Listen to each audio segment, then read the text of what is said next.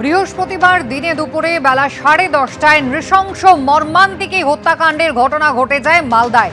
এই হত্যাকাণ্ডের নেপথ্যে বড় মাথা রয়েছে। অন্যান্য ঘটনার মতো এক্ষেত্রেও অন্য কোনো কিছুর বিনিময়ে আসল অপরাধীকে যেন আড়াল করা না হয়, এমনটাই দাবি করেছেন মালদার নিহত তৃণমূল নেতা দুলাল সরকারের স্ত্রী চৈতালি সরকার। দিদি, 48 ঘন্টা অতিক্রান্ত হয়ে গেল, কিন্তু এখনো পর্যন্ত কারা এর পিছনে মূল চক্রী বা কি কারণ সেটা সম্পর্কে সবাই ধোঁয়াশায়। পুলিশও কোনো উত্তর দিতে পারছে না, কি বলবেন?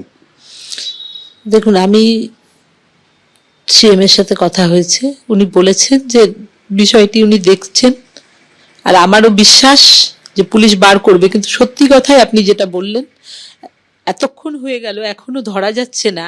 মানে যে মানুষটাকে এই নৃশংসভাবে মারলো, কি কারণে মারলো, কে মারলো, আমি সেইটাই শুধু জানতে চাইছি। আমি বা আমার ছেলে এটা বুঝে উঠতে পারছি না কার এতখানি কোন কাজে বাধা দিয়েছে যে তার জন্য এইভাবে তাকে মরে যেতে হলো।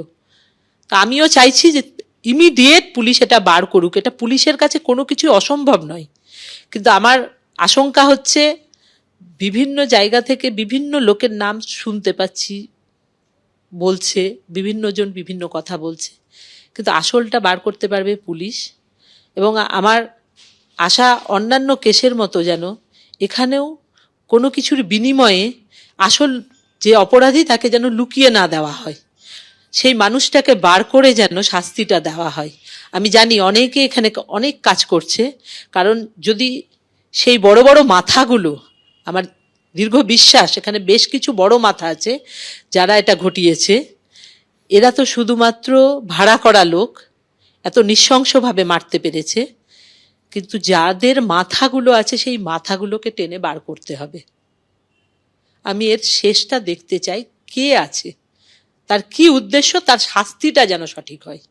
আপনারা দেখেছেন বিগত দিনে পৌরসভার নির্বাচনের পর কিছু মানুষ কিভাবে আমাদের উপরে চেষ্টা করেছিল, সেটা আমরা বারবার জানানোর চেষ্টা করেছি এবং নেতৃত্বকে জানিয়েওছিলাম। পলিটিক্যালি আমাদের অনেক ক্ষতি করার চেষ্টা করেছিল।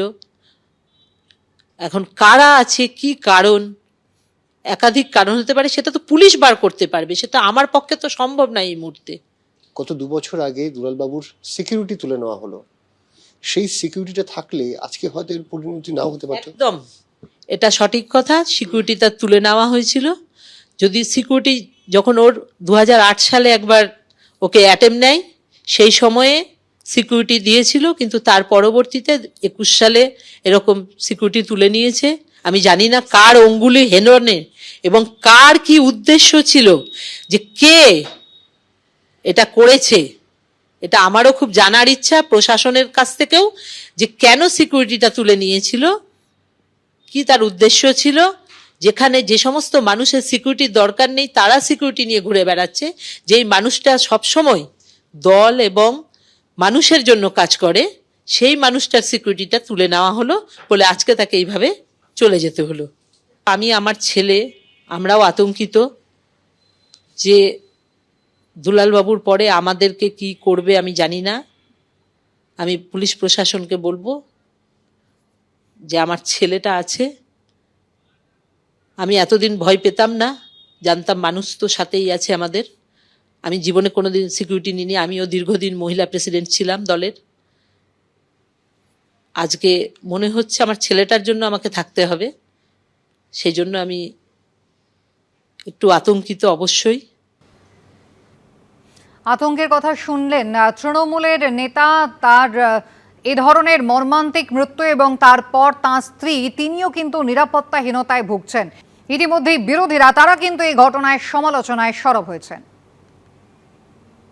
কারা তারা, তাদের মোডাস অপারেন্ডি কি, কিভাবে খুন হলো বলবে কোনোদিন তৃণমূল? বলবে তৃণমূলের নেত্রী? কোনোদিন বলবে না। আরে তো তৃণমূলের নেতারা জড়িত রে ভাই, লিখে দিলাম এখান থেকে বসে বসে, আমি তৃণমূলের নেতারা জড়িত, নালে খুন হয় না। আরে ভাই, তৃণমূলের মধ্যে অন্তর্দ্বন্দ্বের খুন। 100% এটা গোষ্ঠীদ্বন্দ্বের বিষয়। গোষ্ঠীদ্বন্দ্ব আছে, তৃণমূল কংগ্রেসের 2 গ্রুপের নেতার মধ্যে লড়াই। কিছুদিন আগে মালদা মিউনিসিপ্যালিটির যখন ভোট হয়েছিল, সেই সময় এই বাবলা সরকারের এগেনস্টে তৃণমূল কংগ্রেসেরই একটা অংশ নির্দল প্রার্থী দাঁড় করায়।